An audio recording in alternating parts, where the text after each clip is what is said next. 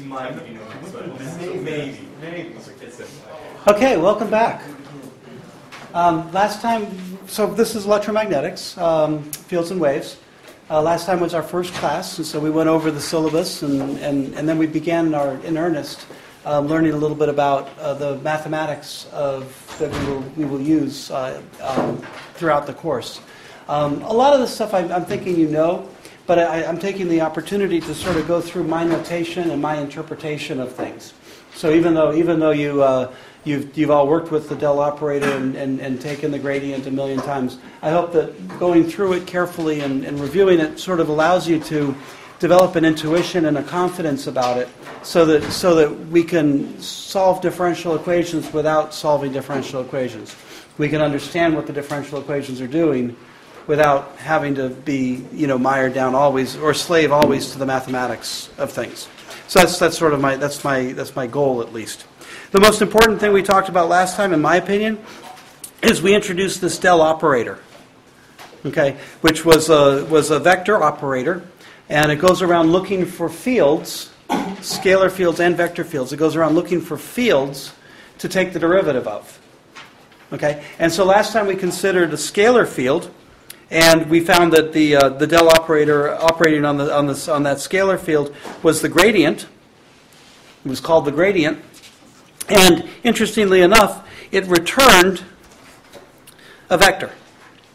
So the vector quality of the del operator with the scalar produces the result of a vector field. And I argued a little bit on the intuition on why that's the case. Okay? We then turned our attention to vector fields, and vector fields are 3 times as good as a scalar field. That was my judgmental, kind of statement about things. It's 3 times as good because a vector field has 3 scalar components: a scalar field in the x direction, a scalar field in the y direction, and a scalar field in the z direction. So really, I'd rather buy a vector field for up to 3 times the cost of a scalar field, because there's just that much more information in there. Being a little sarcastic, but that's just me. And so now if we want to ask the question, how do you take the first derivative of a vector field, we have to look at the collision of information, or we have to look at the mixing of information between our newfound friend, the del operator, and the vector fields. And so if our vector field is f, then we can interact with those in 2 ways. You mentioned this to me. We could do the dot product between 2 vectors, or we could do the cross product between the 2 vectors. And importantly, those are multiplicative or mixing behavior. Okay, and so we would have del dotted with f, and then we could also have del crossed with f. When you dot 2 vectors together, you get a scalar. And when you cross 2 vectors together, you get a vector. So the really flippant way of looking at this, and we'll do a little bit better with examples to come, is when you do the dot product, when you do the divergence, when you do the dot product, you do that when you want a scalar. And when you take the cross product, that's when you do that when you want a vector to pop out of that. Okay, so with that, we can begin our next lecture, Lecture 2, on fields and waves, and we'll pick up right where we left off, which is del dotted with f. And remember, f is equal to fx, a sub x, plus fy, a sub y, plus fz, a sub z. And in fact, let me go ahead and do this out a little bit more carefully.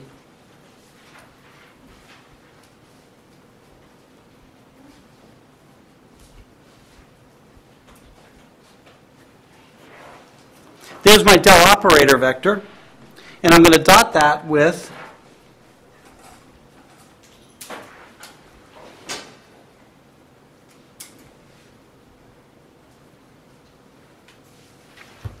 and remember, when we dot, we take this guy and we dot it with this term, and this term. When we take this guy and we dot it with this term, the ax dotted with ax is a 1.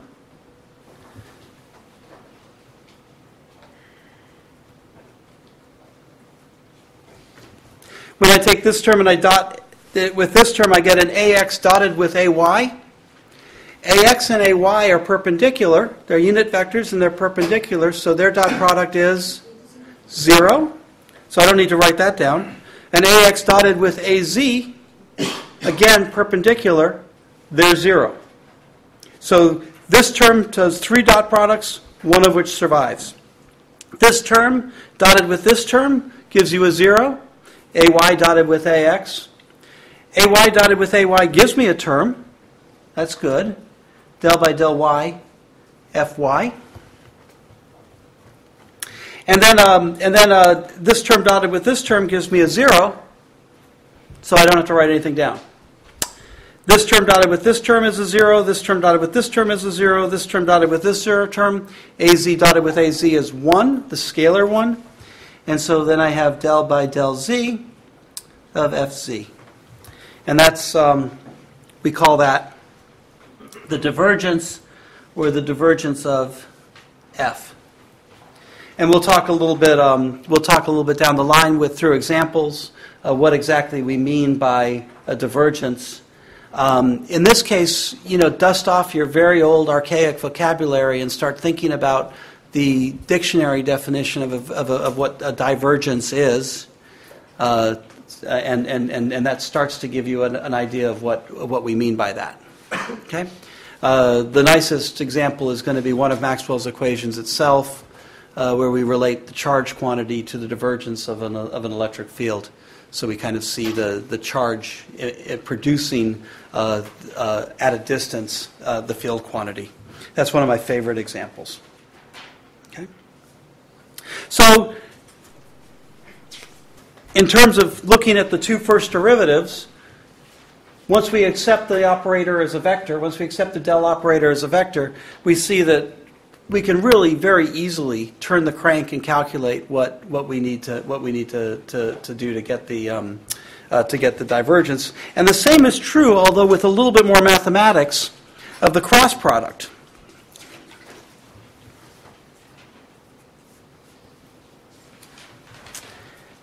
Now, I think it might be safe if we just do a quick example of two vectors, A crossed with B, right? And one way to think about that is that's A times B times the sine of the angle between the two, right? But that doesn't really get us anywhere when we're thinking more generally, because we have to think, it's kind of a headache to try to figure out what the sine of that what the angle is, and before we do the sine. And so the way we really usually calculate that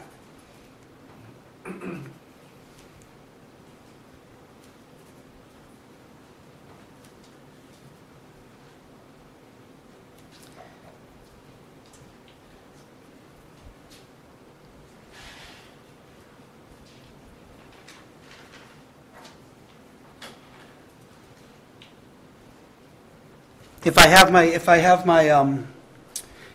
my vectors, what we usually do is we write it as a matrix.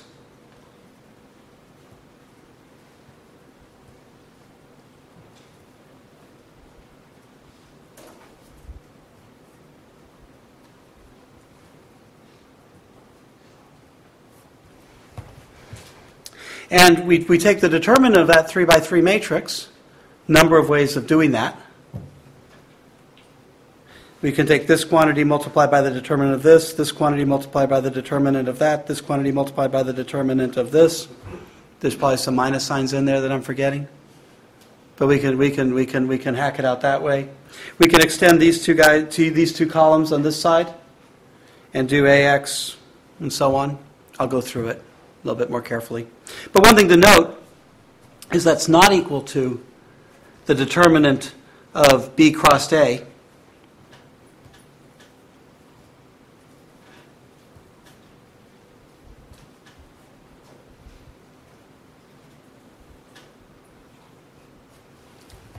It's not equal to that. So now what we do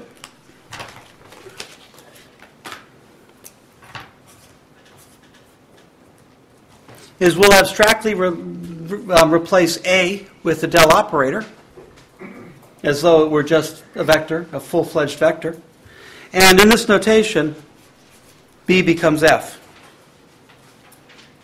So this guy, for example, here, goes to a d by dy. And this guy here, for example, will go to an f sub z. And so on. So let me be a little bit more careful with that.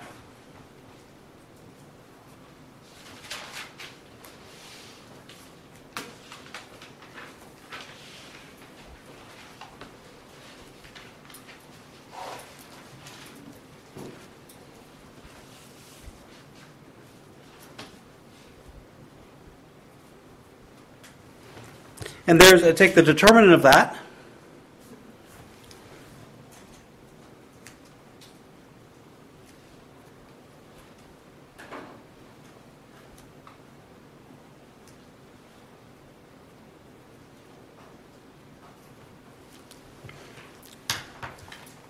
That's kind of how I remember to do it. We multiply that guy and add it to a positive. We go down this angle here, this diagonal here, and that's a negative. And those give us our AX components. The AY components, we go down this line here, we minus this line there, that gives us our Y components. The Z components, we multiply down this line, we subtract out the line this way. That's a way of doing the bookkeeping on the determinant that keeps things fairly clean in my memory. Again, your memory is probably better, much better than mine. And in fact, you may actually even just remember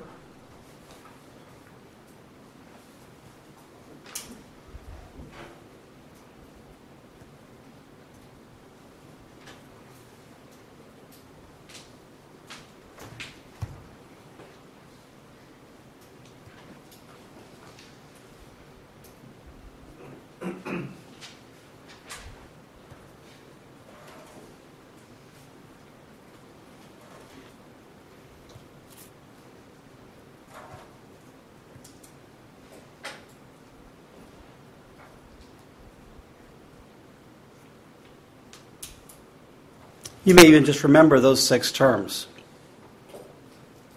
Now, it's not as far-fetched as I'm making it out, because there is a nice symmetry associated with these terms. If you look at it, the x component has nothing to do with x inside of that bracket. The y component has nothing to do with... I lied. Shoot. I hate it when that happens. That's to be an x. All right, never mind. The y component has nothing to do with y inside the bracket. And the z component has nothing to do with z inside the bracket. So I know that if I'm talking about the y component, then I've got to have fx and fz in there. And if I have the fx, I've got to take its derivative with respect to fz. And if I have the fz, I've got to take the derivative with fx. That part I always remember. And then I hit the wall when I try to remember, is it del fx del z minus del fz del x, or the other way around? So as usual, I'm always blowing the minus sign. Okay? Except one way to think about it is x, y, z, x, y. Depending on where I start, x to z to y, x, y to z. If you go in this direction here, it's a positive. If you're going in this direction here, it's a negative. So x to z, del fx del z will give me the y component, and so on. Okay? So d by dz of the x component gives me the y. That will be a positive term. The d by dx of the z component to give me the y will be a negative term. And that's why that guy's a negative.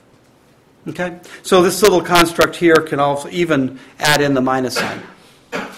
Okay? Just little tricks to help you kind of remember, keep it at your fingertips, and so on. Okay? Now, one thing that I find kind of nice from a bookkeeping perspective is the divergence and the curl kind of help each other out. They complete each other, is one way to think about that. So if I've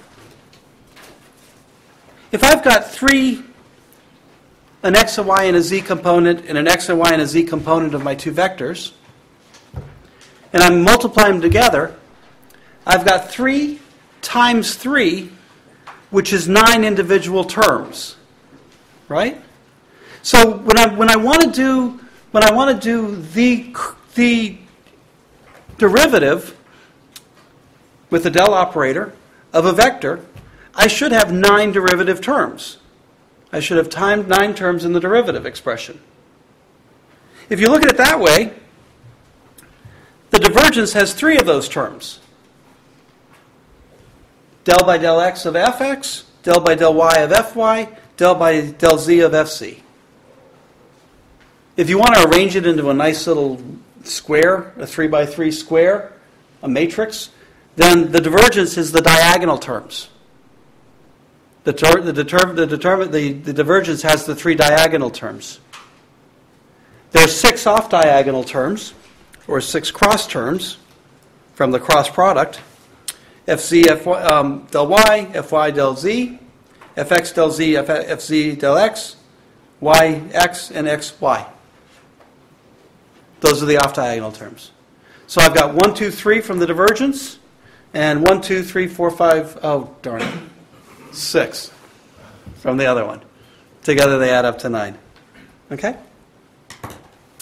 And we call this the curl of f.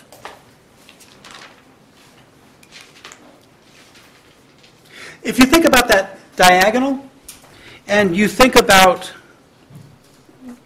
x to x, y to y, z to z, the divergence gives the derivative in the normal, directionally speaking, the normal lined up with the vector sense. So if I've got the del operator on a vector field, the projection in this axis here is what's meant by the slope of the divergence that's given by the divergence, the diagonal elements. Okay? The off-diagonal elements are going to be the perpendicular term. The perpendicular term. Okay, and that's what that's going to. So it's like you can see the first derivative in the tangential sense. Okay.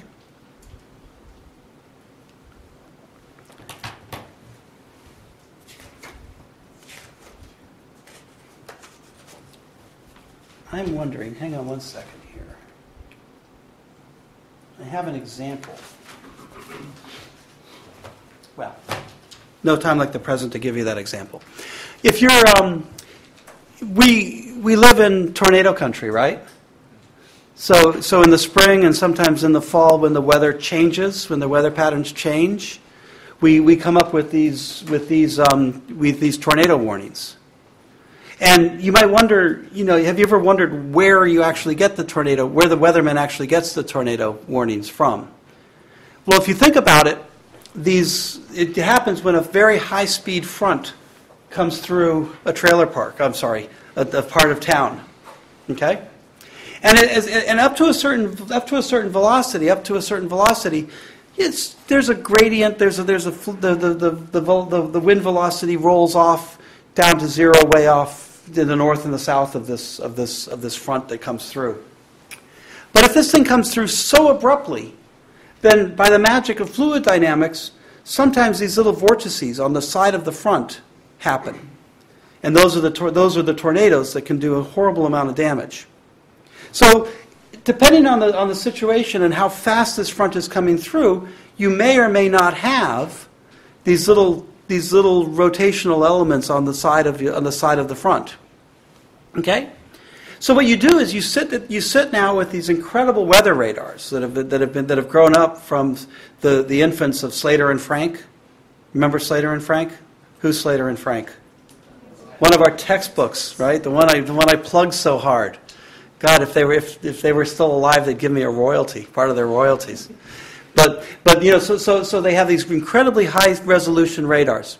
And what they do is they measure the velocity distribution, Vx, Vy, and Vz. Okay? They measure the velocity distributions, V sub x, V sub y, V sub z, at every point, in over the metroplex, up to a certain height. Call it 1,000 feet or 2,000 feet or some number like that. Okay? And so now you have a field. You have a field of points of the velocity, which is a vector, at each one of those spots. And then they take the curl of that field. They measure the rate of change of the velocity that points in the z direction relative to the y direction relative to the z, the x direction relative to the z, and the minus the y relative to x. And in fact, this is the term that they really care about. The change in y versus the change in x versus the change in x versus the change in y, because that's the curl that's rotating in the z direction. If this term cancels out with this term,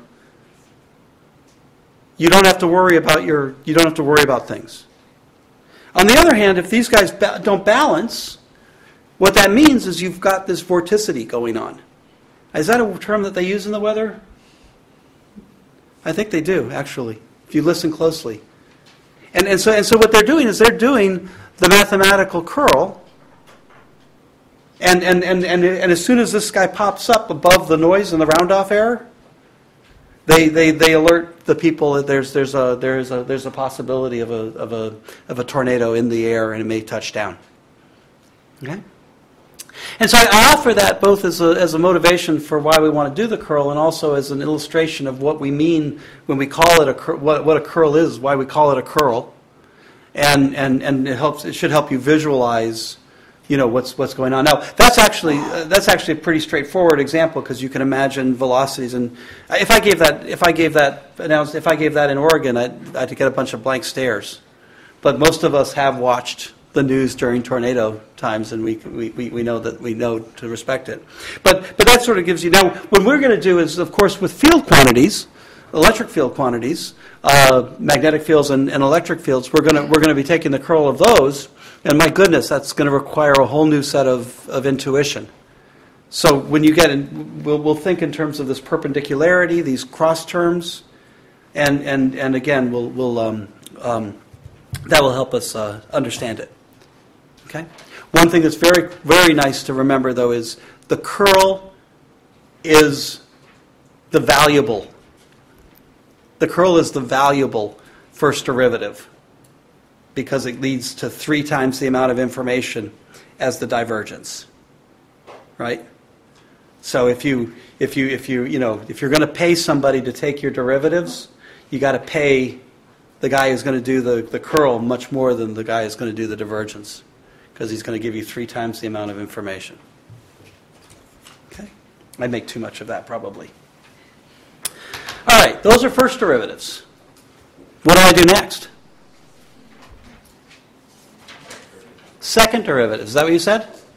Why? So yeah, you're right. I mean, I'm going to, and frankly speaking, I've got the whole semester to kill, so we're just going to work our way through. No, that's not true.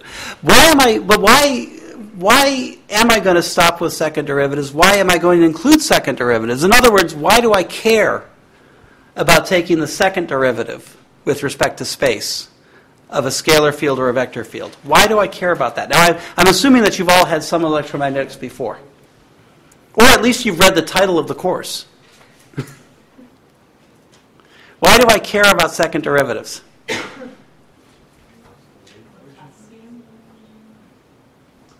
Too fancy a word. That's not in the title of the course. The wave equation? Waves and the wave equation. The name of the course is Fields and Waves, and the wave equation is exactly the reason why I care about the second derivative. What do you mean by it? What do you mean by that? Sinusoidal. Waves are sinusoidal, and they are the solution to a differential equation that we've labeled a wave equation. And in my book, and many other people's book, although probably not all the mathematicians in the world. But in my sort of sloppy engineering book, a wave equation is any differential equation that has a second derivative with respect to space and a second derivative with respect to time. Okay? So you balance the second derivative with respect to space and the second derivative with respect to time. If you have a differential equation in that, and it's all you have, then you get sines and cosines. And sines and cosines, when you plot them, look like waves. And so we can say that they're the wave equation. Right? Now, really, to be interesting, you'll have other terms in your differential equations. Linear, nonlinear, forcing terms, all kinds of interesting things. And we start, there's still wave equations if they have a second derivative with respect to space and a second derivative with respect to time. Okay? So in fact, we cannot stop at just the first derivative. We have to go on and consider the magic or the apparatus to take the second derivative with respect to scalar fields and vector fields. So I've got to go through the possibilities here. Okay? So we start with a scalar field. And how many ways are there to take the derivative, the first derivative of a scalar field? One. The del operator on, oops, that's not a dot product. Just the del operator operating on the scalar field psi. Okay? That gives me a vector. How many ways are there to take a vector derivative, a derivative of a vector field? Two.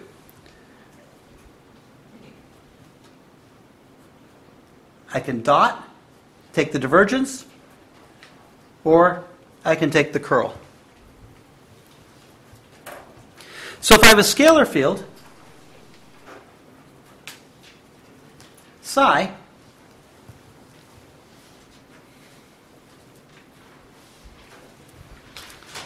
I have two ways of taking the second derivative of that scalar field. One will get me a scalar back, and the other will get me a vector back. Okay? And I mention that just because it's a useful error check.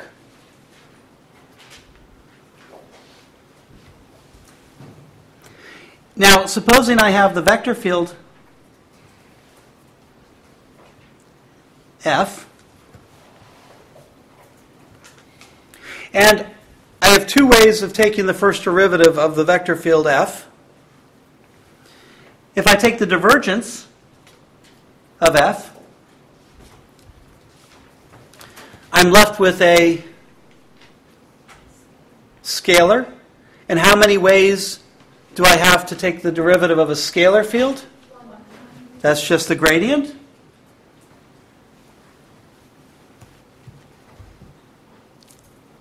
No other choices on that one. If I have F and I choose to take the curl or the cross product, I'm left with a vector in that parentheses. And how many ways are there to take the derivative of a vector? Two. I have the dot product. And I have the cross product. This gives me a scalar, and this gives me a vector.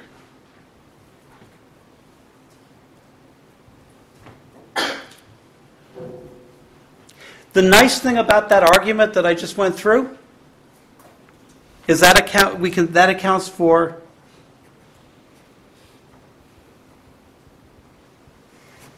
all possibilities.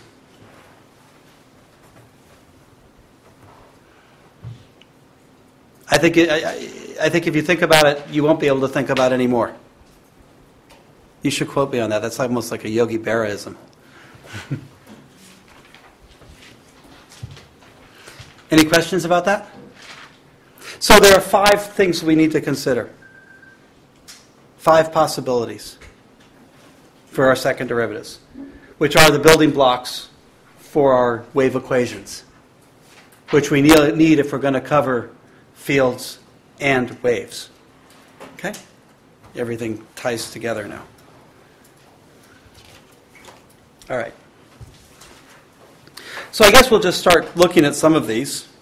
Let's go ahead and take a look at this guy here.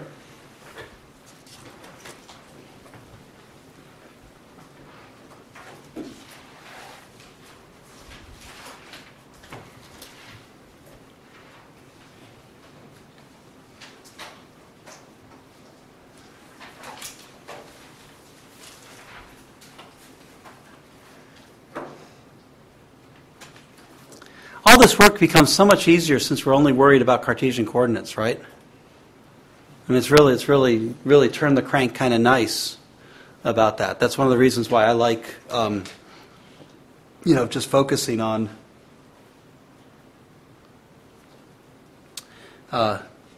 Cartesian coordinates.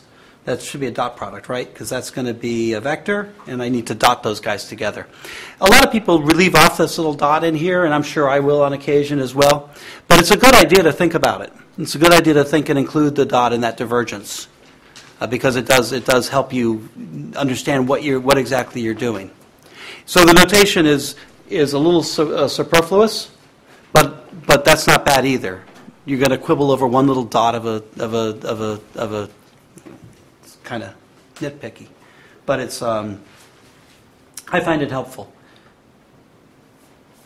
And having said that, I'm sloppy and I always forget things.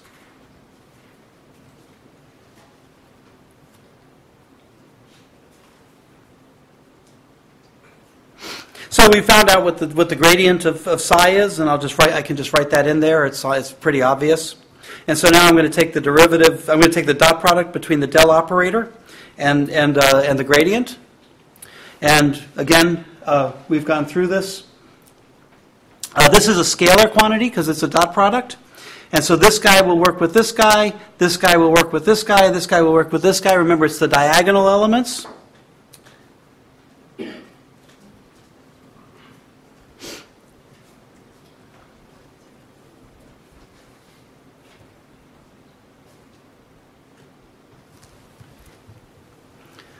And that looks just so natural, right?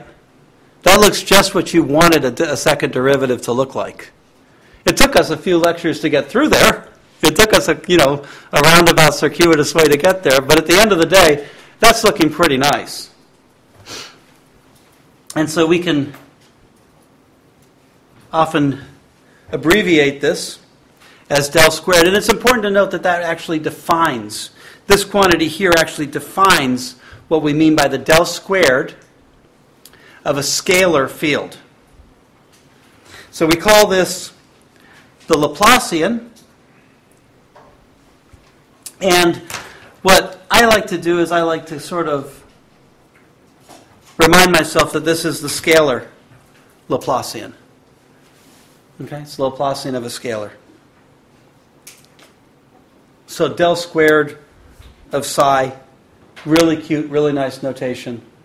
And we build it and we derive it from the del operator and just some logical sense.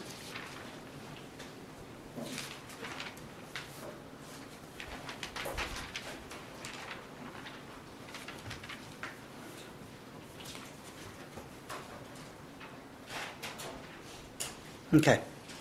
That's the first one.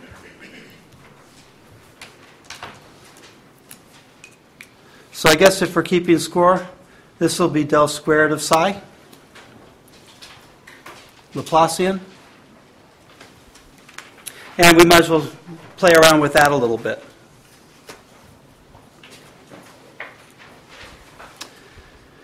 So this would be the curl of the gradient of psi.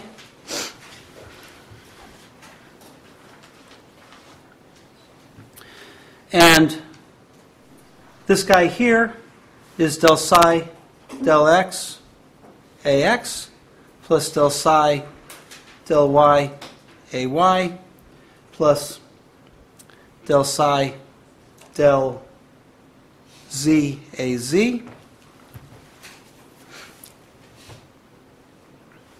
And I could set up my matrix, and I encourage you to leave a couple of lines to do that.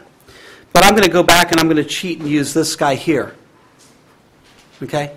I'm going to cheat and use this guy here so I know d by dy of whatever that term is, d by dz of whatever that term is. And when I do that, I'm going to have the ax term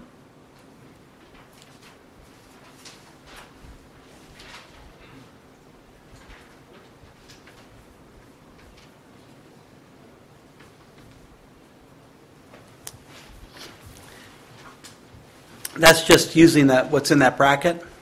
It's interesting, d by dy of del x, d by dx of psi, d by dx, d by dy of psi.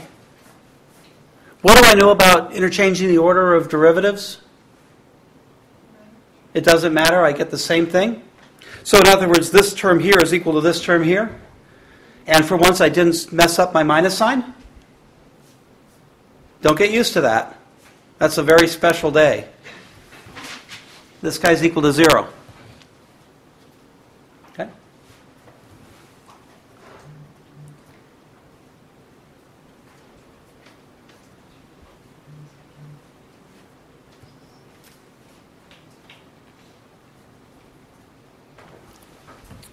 Again, going back to my little cheat sheet of what we calculated, what we already derived for what the curl is.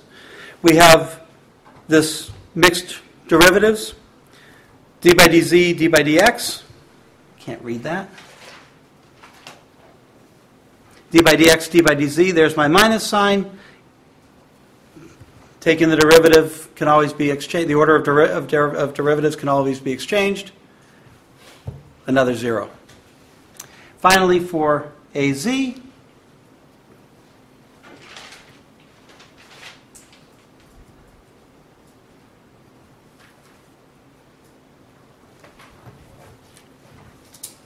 again, that's equal to 0.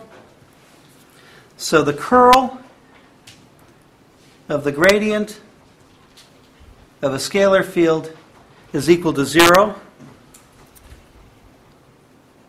And I showed it for Cartesian coordinates, but it's true for any. And we call that a vector identity.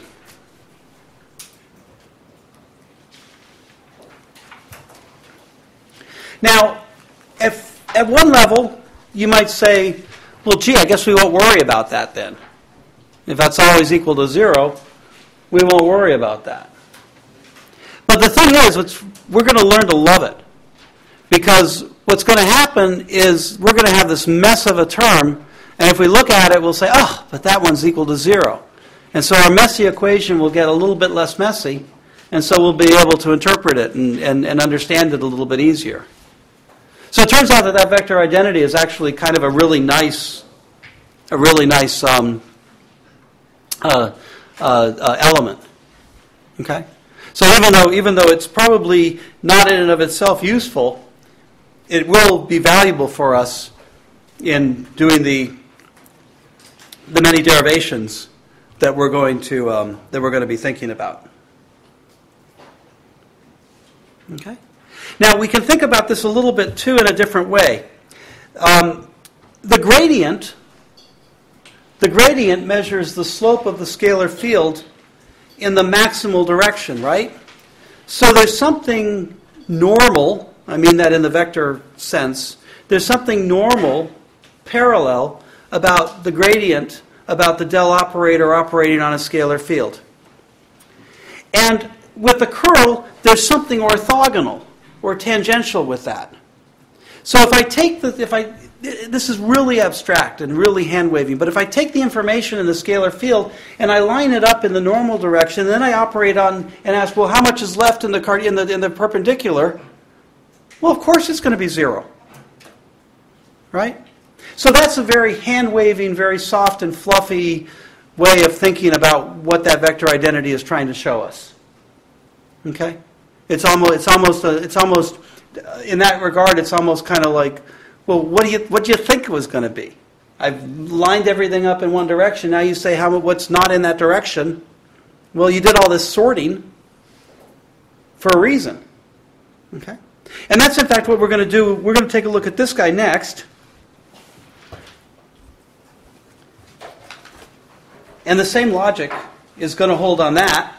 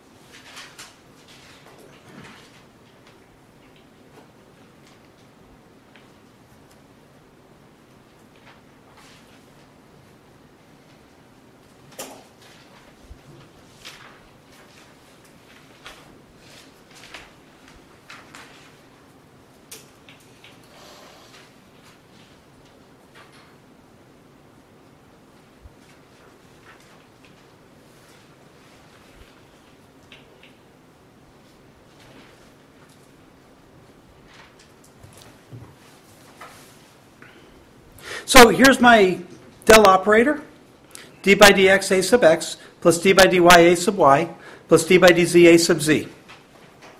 That's my del operator. And then I went back to my curl equation here. Sorry, I'm a little lazy. So I just cut and pasted that to there. I hope I did that right.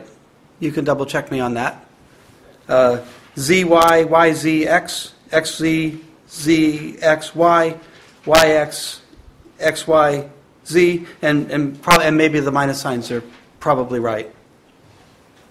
50-50 chance. I know, you're on the edge of your seats. So now if I do the dot product, I'm going to have d by dx of dfz del y minus del by, this is a dot product, so I'm just going to get scalar terms, del by del x of del fy del z. That's from this side to this guy to this guy.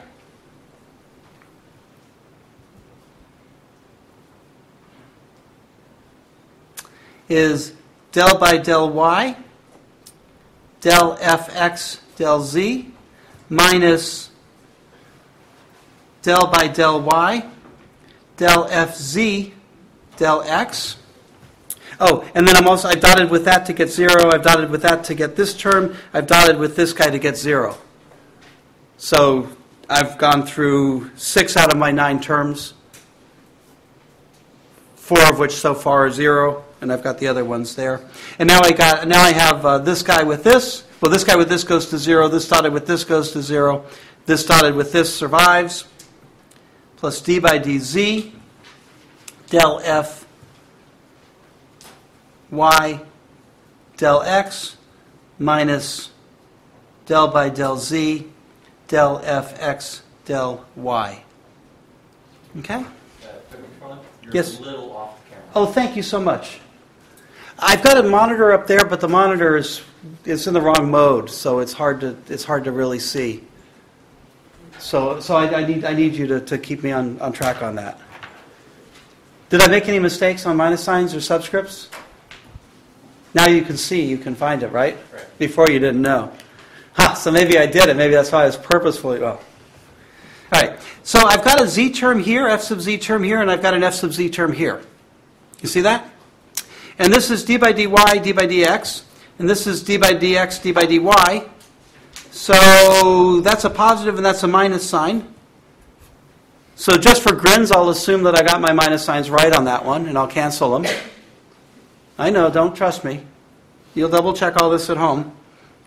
I've got a y here and a y here, an f sub y here and an f sub y here. So I can look at those guys. Here's a d by dx, d by dz, and here's a d by dz, d by dx. So those guys cancel. And these last two, d by d, fx, fx, d by dy, d by dz, d by dz, d by dy, positive minus, my gosh. Either I did something very right or very wrong. The divergence of the curl of the vector field f is equal to 0. That's another vector identity.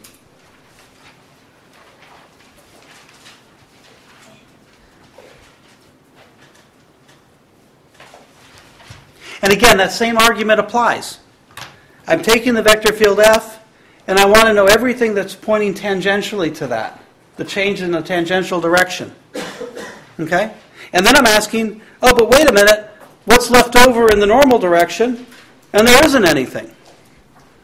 So it's kind of if you look at it that way, it's kind of obvious why it should be 0. But the mathematics makes you much more confident in giving an interpretation like that. I would be very hesitant to believe an interpretation like that until I had the math to back me up. In other words, it's a lot easier to paint the word picture once you know the hard fact, right? That's kind of nice. In fact, that's one of my arguments. We're going to do an awful lot of derivations in this class, and one of my arguments on that is, we can apply our intuition. We can't always apply our intuition. We are going to get messy situations where our intuition will fail us, and the best thing we can do is just plug ahead with our rules of mathematics, our logical rules of mathematics, and hope that we get to a point where the equation is simple enough that our intuition can then kick in again. Okay? And so using the two together is really, really kind of useful. Now, let's see.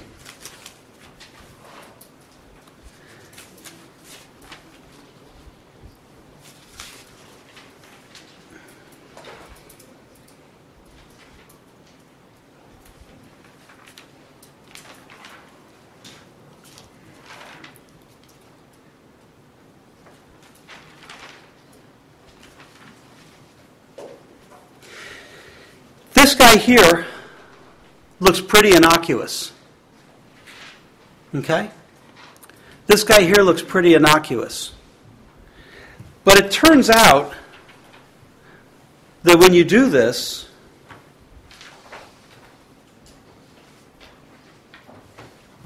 you get just a hellacious mess. Okay? And it's really, really ugly. And similarly, when you do this guy out here,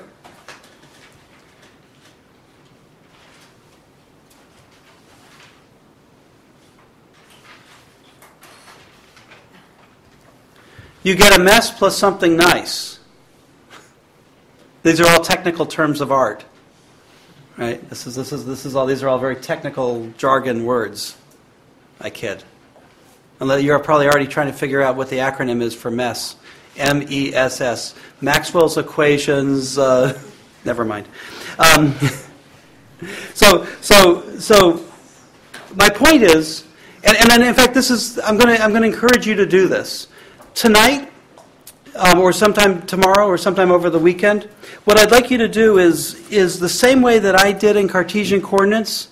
I did out all the terms. What I'd like you to do is I'd like you to apply the gradient of the divergence of this. And you'll see that it's actually it's surprisingly annoying. Okay? And similarly here, well, this you can see is going to be annoying. Right? So what I'd like you to do is, this paper is so small that I can't do this in class, but I'd like you to do each of these out. And what you'll find is something pretty cool.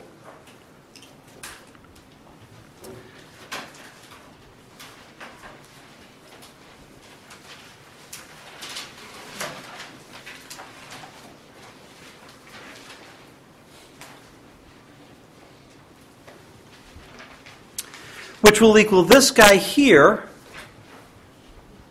minus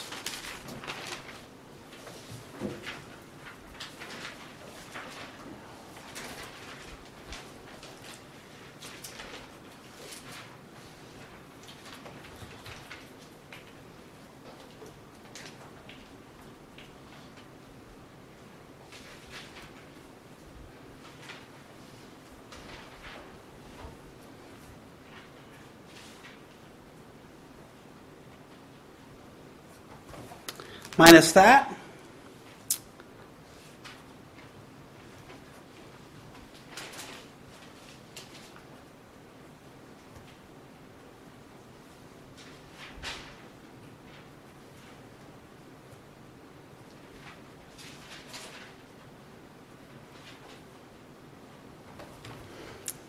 That.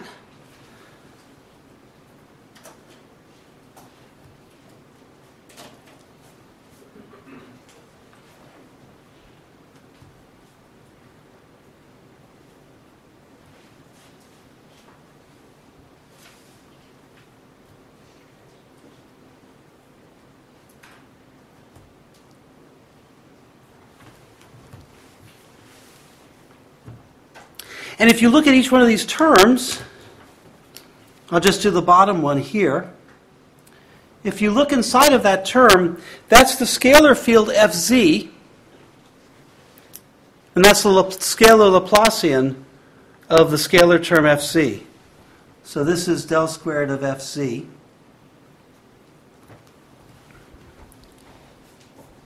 And this is del squared of Fy. And this is del squared of Fx. And we label them with each of the xy's, each of the ax, ay, and az. So this forms a definition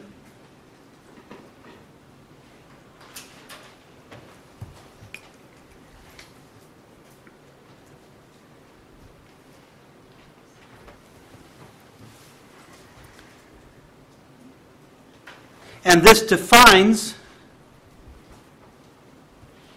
the Laplacian of a vector field. Okay?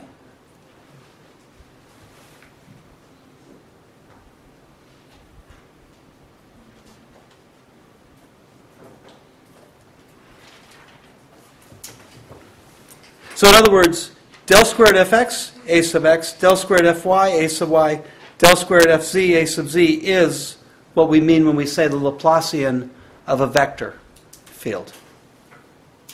Okay?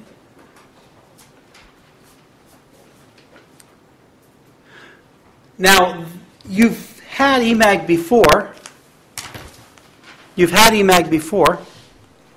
And so you know that we're going to be doing a lot of this curl of the curl. We know we're going to do a lot of the curl of the curl because that's 3 times better of a second derivative than the scalar Laplacian, right? So that's the good news, right? When we're working with Maxwell's equations, we're going to take the curl of the curl a lot, and ultimately what we're trying to get to is these nice diagonal terms, these nice fx, xy, a sub x, right? And then all these nice, clean terms without the cross terms in there. Del 2, fx, del y, del z are the nasty terms that are sitting in here. All the coupled terms, all the cross terms. And remember, we're trying to line up things we're trying to sort things into the x direction, sort things into the y direction, sort things into the z direction, so that we can manipulate the math so easily and nicely. Okay? If you don't get that now, chill and wait for a couple of lectures and you'll see how that comes out. But what I'm getting at is these terms are really good.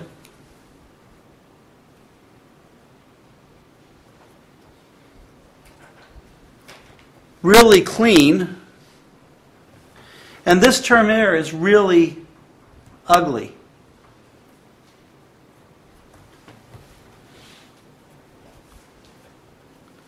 And I hope I don't hurt the equation's feelings, but it's really true, right? I mean, let's just face facts. This is really clean and nice and easy to work with, and this is just a mess and something that we want to stay away from. So what we're going to be doing is we're going to be looking very, very creatively in some senses, some cases, and probably pretty easily in others, on ways of driving this ugly term to zero. Okay?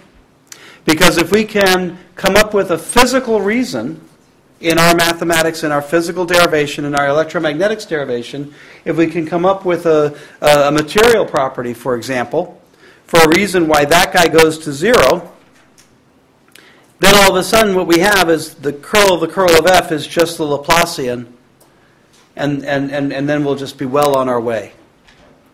So, depending on what level EMAG I teach, in this course it's fairly easy, fairly straightforward for me to figure out ways of killing that term. Okay? And most of you will, unless you take me for some more advanced lasers and EMAG and very complicated ones, you won't see the extent to which I will contort myself to kill that term off. I have been known to talk out of both sides of my mouth to kill that term. And I'm proud of it, gosh darn it. And so to get you to thinking about that, that's why I'm going to encourage you and request you for this weekend, or this, tonight or sometime over this long weekend, for you to use up some scratch paper and crank that stuff out, crank this stuff out, and show that all that comes together. I want you to really feel the ugliness of that term there. I really want you guys to understand what I mean by that. And it's because it's just a mess of cross terms. D by dz, d by dx of something. Okay? And then you'll appreciate why killing it is so high on my to-do list. So why is that killing it? Doesn't it take an estimation? What I want to do, what I'm going to be doing, is I'm going to be taking Maxwell's equations, and I'm going to be taking the curl of, for example, both sides of the curl of E equation. And so I'm going to have this guy here. And then I have to, in good faith, I have to write this term down and this term down. Okay? But this term here will ruin my whole day. And so I'll apply a rule of physics to get rid of that term. And I'll just be left with this clean, nice term that breaks up into the Laplacians of the scalars, the scalar Laplacians of the components, tagged by my unit vectors. Okay? So the whole picture will become clear over the next few weeks. But for now, just to motivate you, crank this guy out, crank that guy out in Cartesian coordinates, and show this, what I have written here in, it's red on my page. I don't know if it's red if you can see it as red. But now there's a whole slew of other vector identities. And in my handout, I give you a list of those. And you've probably seen most of those before and played around with them. And they're all very easy to show in Cartesian coordinates. Okay. I'm now going to do a little bit of a cheat. Sometimes I do more or less derivations. In this case, I have in my notebook, in that PDF handout. Has everyone found that and downloaded it? The PDF, the prelude to electromagnetics or whatever, fields and waves, a pragmatic perspective. I forgot what I've titled it this time. Anyway, I have a little discussion on the divergence theorem and the Stokes theorem, and I actually give you a little construction for how that comes together. But I don't really want to spend a lot of time on that. So I'm just going to talk about, if I did derivatives, I'm going to talk about sort of the highlights of doing integrals with some of the field quantities. Okay? And I need these theorems out there for two reasons. I need these theorems out there because I want to start with Maxwell's equations in integral form.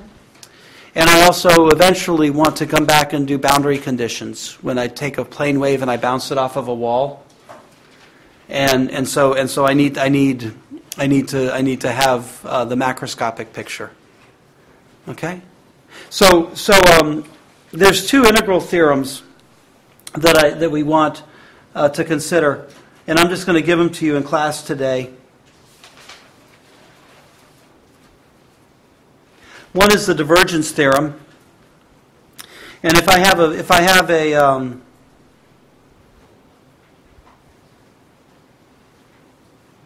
a volume integral.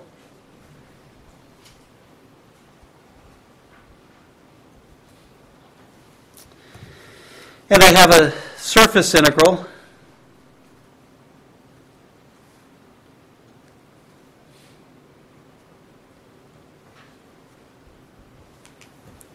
I'm trying to be careful with my notation. Now, if I think about this, a volume, I was going to say beer can, but I think I'll just say soda can. Okay? A soda can is a cylinder, right? And so there's a volume of Coca-Cola inside the soda can. And so that's a volume of soda of Coke. And then the can itself is a surface. It's the cylinder of aluminum, and then it's a cap on the top and a cap on the bottom. Okay? And you use your little church key to open it up when you're at the beach. Right? Right? No? Flip the top. All right. So you've got a surface. You've got a surface that's a cylinder and two circles that enclose the volume. Okay? So I've got on the left-hand side, I've got a volume integral. And then I also have, on the right-hand side, defining this volume, I have the closed surface. I have a closed surface. Okay? And so that's what I mean by this volume integral related to this surface integral. Okay? In other words, I can find out something about what's going on inside the can by measuring the volume aspect of it, or I can measure around the outside, and I can measure around the top and the bottom of it. Okay? In other words, I can estimate the amount, I can measure the amount of Coke in my can by measuring the volume, or I can calculate the amount of Coke by measuring carefully the height of that cylinder, the round of it and the end caps of it on. Okay? Because it's one fits the other. I can even do better than that. If I have a vector quantity of that associated with that volume, and A is just the vector quantity, if I dotted this with the normal of the surface. In other words, for the Coke can, the top will be a normal pointing up, and the bottom of it will be a normal pointing down, and then the side, the normal will be pointing out in the radial direction all the way out from all the sides of the Coke can. Okay? So if I take the A and I dot it with the normal just on the sides of the cans, I will be able to calculate a number. Okay? The units of the number will be whatever A is multiplied by area, by meters squared. Because that's just the way doing the math works. This same A can be in this side of here, and I can get the same number if I take the divergence of A. Okay. So the units of A divided by length, because that's the way derivatives work, multiplied by length cubed, will give me at least the same units on both sides. Okay. And in my notes, what I do is I consider an infinitesimal cube, and I look at what goes on each face, each of the 6 faces of the cubes, and I can show that A crossing the top and the bottom, the 2 sides and the back and the front, equates out to this. All the terms come up to balance out really nicely. And I can scale that little microscopic cube up to a macroscopic by putting cubes next to it and canceling out the sides that touch. Okay? So I can build up I can build up this macroscopic theorem, this macroscopic, at least in Cartesian coordinates, very easily. I can build that up. Okay? And it's a little messy and it's a little bit of a pain, and I'll just let you read that through the notes. Okay? Just so you know, I wrote those notes a long time ago by giving the lecture and then running back to my office and typing it all up. So it really is the words that I use in that handout are exactly the words that I would recite to you today. So it's just written down now. Okay.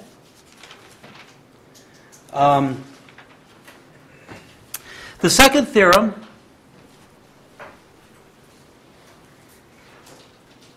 is Stokes' theorem, and this relates a volume to a surface. And what this guy will do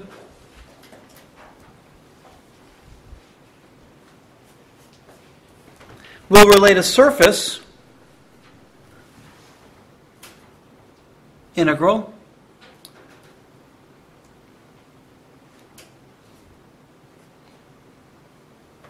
to a line integral.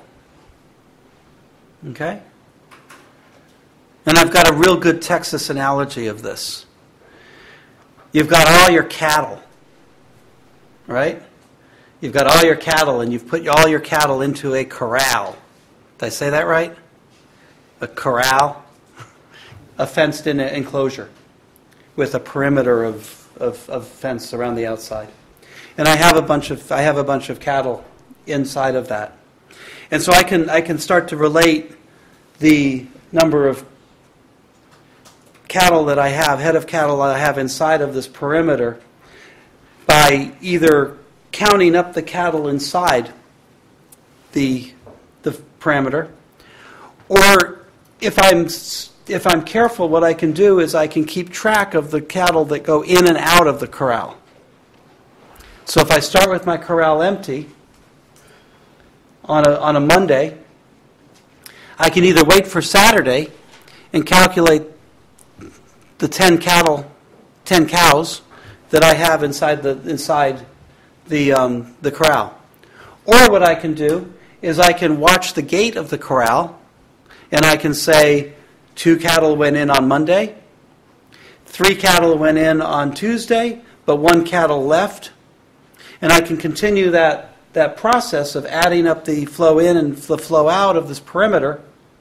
And if I just keep track of the sum, the pluses and the minuses, I'll come up with 10 by Saturday. You can think of it a little bit as accounting, double entry bookkeeping, accounting. You know, I can either watch the inputs and the outputs, the changes, the fluxes, inputs and outputs, or I can just do the counting through the whole thing. In fact, that's a nice interpretation of this guy as well, but 3 dimensions versus 2 dimensions. Okay. Oh, but I have to kind of so this DL, the perimeter of the fence, encloses the area. Okay?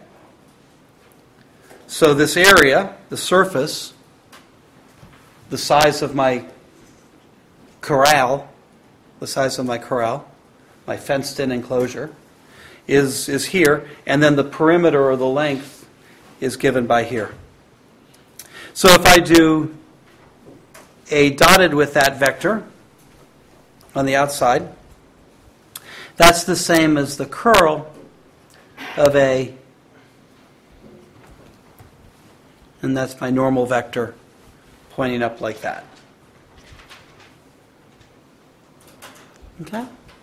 And again, what I do in my handout is I talk to you about a little loop, a little rectangular loop, and I show you the A dotted across the area of that loop, and then I look at what happens on the edges of that loop, and I show that everything balances out really nicely. And I do so with a minimum of mathematical typos, which is another reason why I'm referring you to that handout as opposed to my doing it here. Okay. So the important thing is just to note the existence of these two theorems, and to spend a little bit of time thinking about what they mean. Okay? A little bit of time thinking about what they mean in terms of this. There's an interesting example in the handout. Who's read through the handout all the way? Anybody?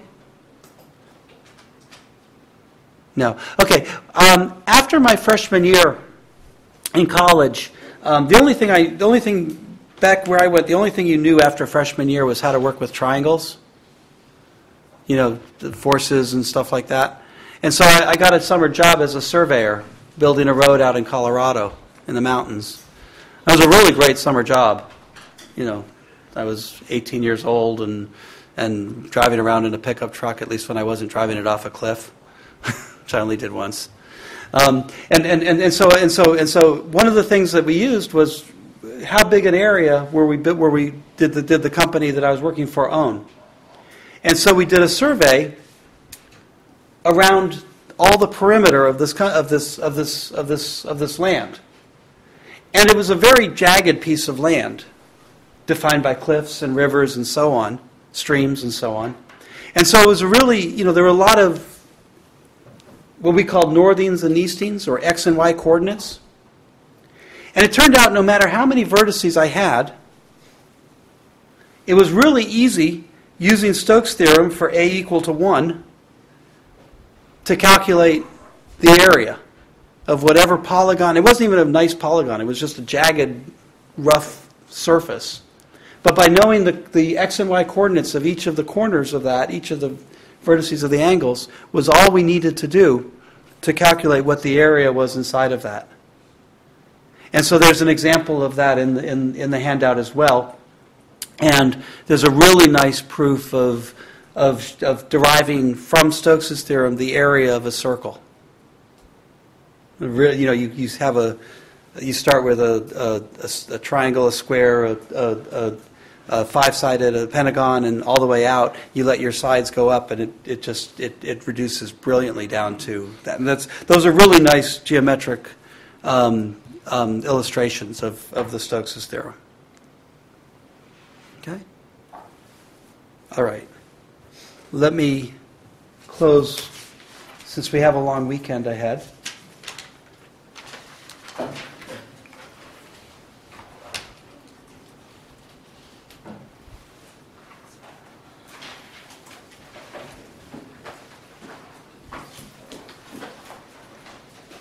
If I were teaching a mechanics course or a dynamics course, you wouldn't be upset with me if I started with the fundamental differential equation F equals ma. This is an electromagnetics course, and so my starting point are the fundamental equations of electromagnetics, which are Maxwell's equations. And we'll start with them in integral form.